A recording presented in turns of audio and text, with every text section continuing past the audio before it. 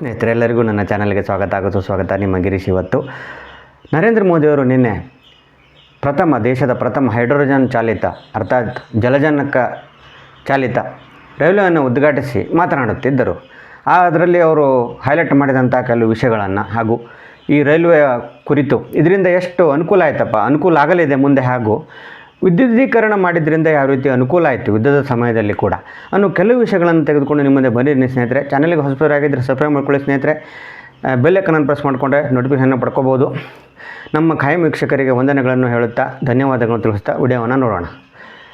ಮಾತಿಗೆ ದೇಶದಲ್ಲಿ ಮೋದಿಯವರು ಹಂಗೆ ಮಾಡಿದ್ರು ಹಿಂಗೆ ಮಾಡಿದ್ರು, ಏನು ಮಾಡಿದ್ರು ಮೋದಿಯವರು, ಏನು ಕೆಲಸ ಮಾಡ್ತಿಲ್ಲ, ಬರೀ ವಿದೇಶ ಟ್ರಿಪ್ ಮಾಡ್ತಾರೆ.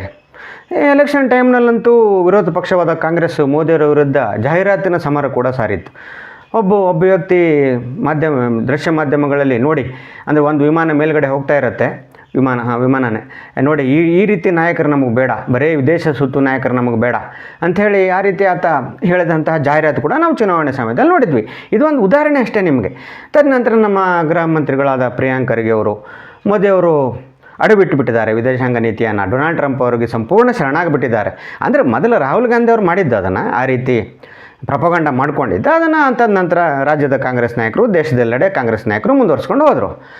ಆದರೆ ಅವರು ಆಮೇಲಂತೂ ವಿದೇಶಕ್ಕೆ ರೀಲ್ಸ್ ಮಾಡಲಿಕ್ಕೆ ಹೋಗ್ತಾರೆ ಅನ್ನುವ ಒಂದು ಒಲ್ಲಿಬರಿ ಕೂಡ ನರೇಂದ್ರ ಮೋದಿಯವರ ಕುರಿತು ಇದನ್ನು ಹೇಳಲಾಯಿತು. ಹಾಗೂ ಆ ರೀತಿ ಅವರ ವಿರುದ್ಧ ಟೀಕೆಗಳನ್ನು ವಿರೋಧ ಪಕ್ಷವಾದ ಕಾಂಗ್ರೆಸ್ ಮಾಡಿತು.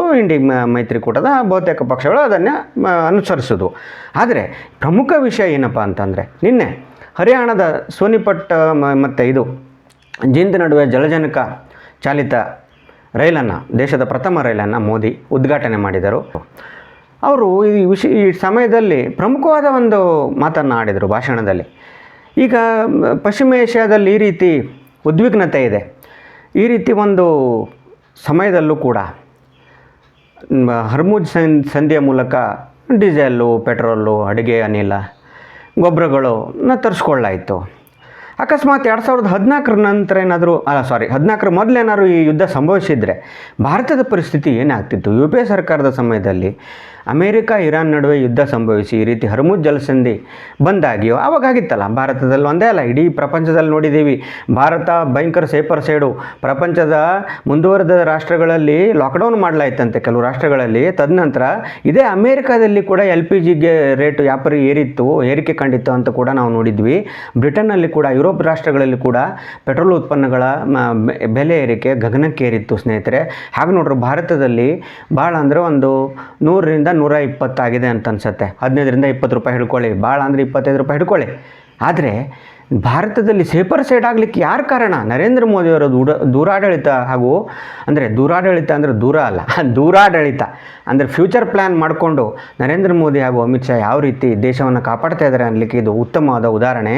ಅವ್ರು ಹೇಳ್ತಾ ಹೋಗ್ತಾರೆ, 2014 ಮೊದಲು ಈ ರೀತಿ ಪರಿಸ್ಥಿತಿ ದೇಶದಲ್ಲಿ ಸಂಭವಿಸಿದರೆ ದೇಶದಲ್ಲಿ ಎಲ್ಲ ಟ್ರೈನ್ಗಳು ಡೀಸೆಲ್ ಕೊರತೆಯಿಂದ ನಿಲ್ತಿದ್ವು. ಯಾಕಂತಂದ್ರೆ ಅವು ಡೀಸೆಲ್ ಮೂಲಕ ರೈಲ್ವೆ ಇಂಜಿನ್ ಸ್ಟಾರ್ಟ್ ಆಗಿ ರೈಲ್ವೆಗಳು ಹೋಗ್ತಿದ್ವು, ಚಲಿಸ್ತಿದ್ವು.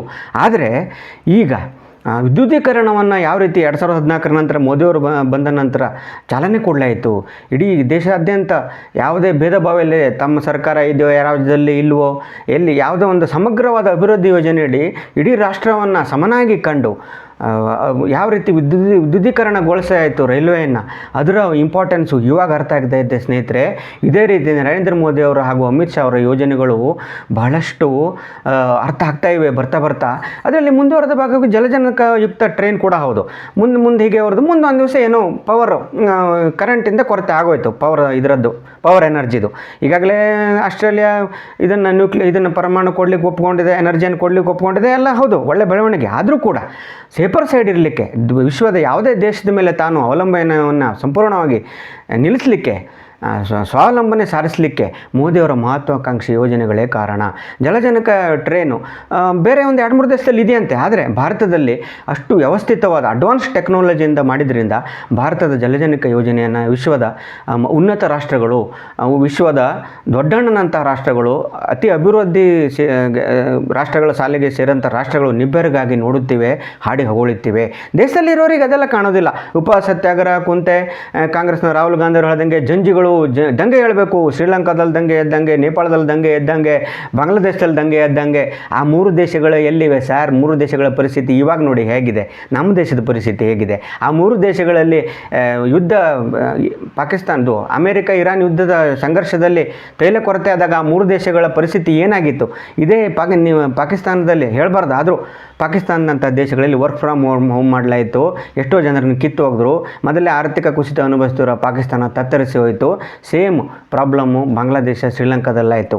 ಇವು ನಾನು ಅವಾಗ ಹೇಳ್ದಂಗೆ ಮುಂದುವರಿದ ರಾಷ್ಟ್ರಗಳಲ್ಲಿ ಕೂಡ ತೈಲಾಭಾವದ ಎಫೆಕ್ಟ್ ಭಾಳ ತಟ್ಟಿದೆ, ಭಾಳ ಬರ್ಬಾದ ಮಾಡುವತ್ತ ಸಾಗಿತ್ತೋದು. ಆದರೆ ಭಾರತದಲ್ಲಿ ಸೇಫರ್ ಸೈಡ್ ಯಾಕೆ ಆದ್ವಿ ನಾವು ಅಂತಂದರೆ, ಒನ್ಸ್ ಅಗೇನ್ ಮೋದಿಯವರ ದೂರದೃಷ್ಟಿ ಆಡಳಿತ ಹಾಗೂ ಫ್ಯೂಚರ್ ಪ್ಲ್ಯಾನನ್ನು ಮೊದಲೇ ತಯಾರು ಮಾಡಿಕೊಂಡು ಆ ನಿಟ್ಟಿನಲ್ಲಿ ಕಾರ್ಯೋನ್ಮುಖವಾಗುವುದು. ನಾನು ಇನ್ನೇನೋ ಮೊನ್ನೆ ನುಡಿದಲ್ಲಿ ಕೂಡ ಹೇಳಿದ್ದೆ, ವಿಕಸಿತ್ ಭಾರತ್ ಕಾ ಸಂಕಲ್ಪ ಅಂತ ಅವರು ಹೊರಟಿದ್ದಾರೆ ಹೊರತು ಬೇರೆ ಏನು ಅವರಿಗೆ ಈ ವಿರೋಧ ಪಕ್ಷದಗಳು. ನಾನು ನಿನ್ನೆ ಮಾಧ್ಯಮಗಳನ್ನು ನೋಡ್ತಾ ಇದ್ದೆ ಸಾಯಂಕಾಲ ಮನೆಯಲ್ಲಿ, ನ್ಯೂಸ್ ಚಾನಲ್ ಮಾಧ್ಯಮಗಳು.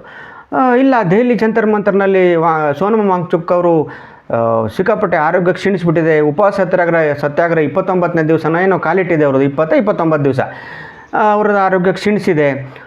ಕೇಂದ್ರ ಸರ್ಕಾರ ಕೇರೆ ಅಂತಿಲ್ಲ, ಯಾವುದೇ ಕೇಂದ್ರ ಸರ್ಕಾರದ ಮಿನಿಸ್ಟ್ರುಗಳು ಅಲ್ಲಿ ಹೋಗ್ತಾ ಇಲ್ಲ, ಸರ್ಕಾರ ಇದನ್ನು ಕೇರ್ ಮಾಡ್ತಾ ಇಲ್ಲ ಅಂತೆಲ್ಲ ಹೇಳ್ತಾಯಿದ್ರು. ನನಗೆ ನಗು ಬರ್ತಾಯಿತ್ತು.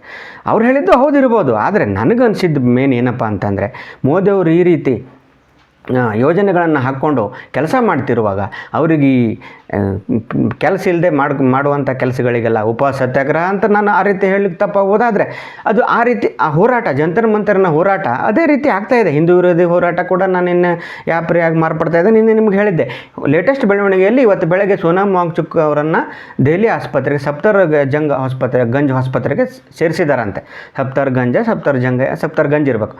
ಅಂದರೆ ಈಗ ಅಭಿಜಿತ್ ದೀಪ್ಗೆ ಮಹಾಶಯ ಈಗ ನಾನು ಉಪವಾಸ ಸತ್ಯಾಗ್ರಹವನ್ನು ಮುಂದುವರಿಸ್ತೀನಿ ಅಂತ ಘೋಷಣೆ ಮಾಡಿದ್ದಾನೆ. ಏನು ಉಪವಾಸ ಸತ್ಯಾಗ್ರಹ ಮಾಡ್ತಾರೋ ಇವರು?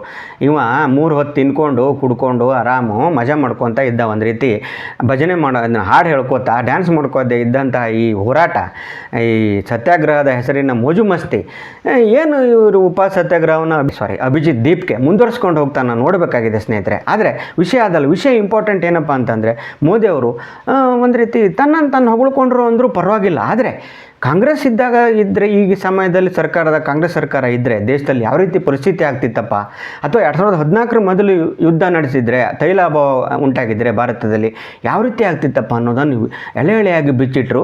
ಕೂಡ ಅಶ್ವಿನಿ ವೈಷ್ಣವ್ ಅವರು ಕೂಡ ಇದರ ಕುರಿತು ಬೆಳಕು ಚೆಲ್ಲಿದರು. ನಾವು ಪಶ್ಚಿಮ ಏಷ್ಯಾದಲ್ಲಿ ಸಂಘರ್ಷ ಉಂಟಾಗಿ ಅಷ್ಟೆಲ್ಲ ನಮಗೆ ತೈಲ ಅಭಾವ, ಡೀಸೆಲ್ ಅಭಾವ ಆದರೂ ಕೂಡ ನಮ್ಮ ಅಭಿವೃದ್ಧಿ ವೇಗಕ್ಕೇನು ಕುಂಠಿತ ಆಗಿಲ್ಲ, ವೇಗವಾಗಿ ಅಭಿವೃದ್ಧಿ ಹೋಗ್ತಾ ಇದೆ.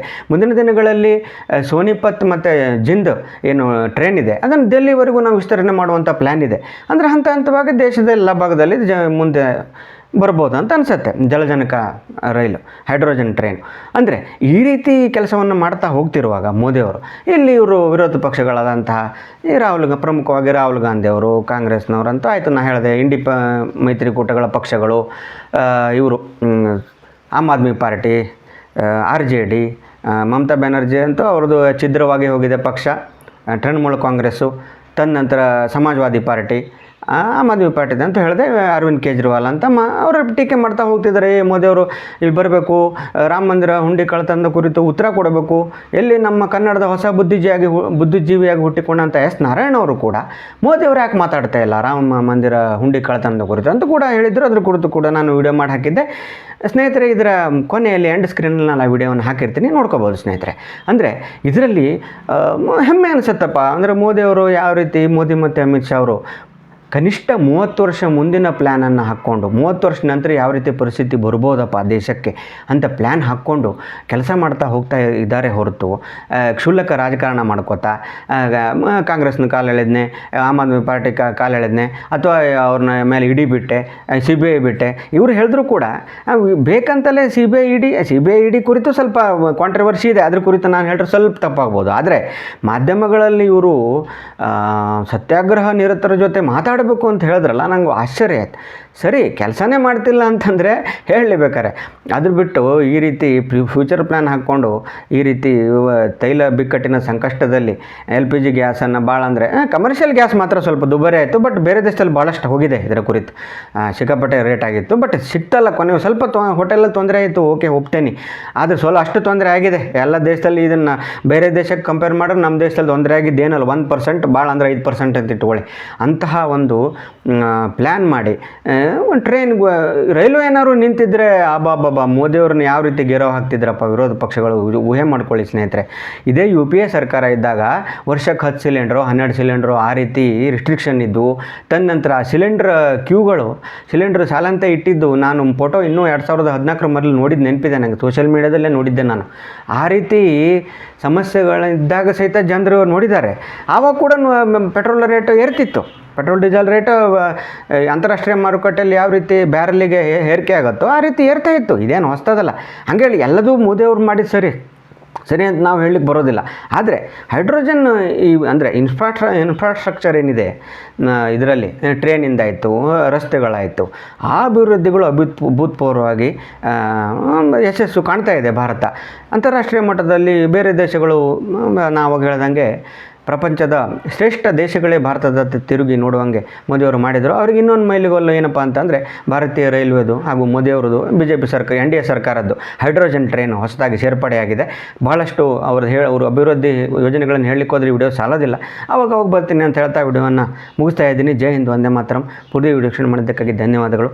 ಬಾಯ್ ತಪ್ಪಿನಿಂದ ಏನಾದರೂ ತಪ್ಪಾದರೆ ಕ್ಷಮೆ ಇರಲಿ. ಬಾಯ್ ಸ್ನೇಹಿತರೆ.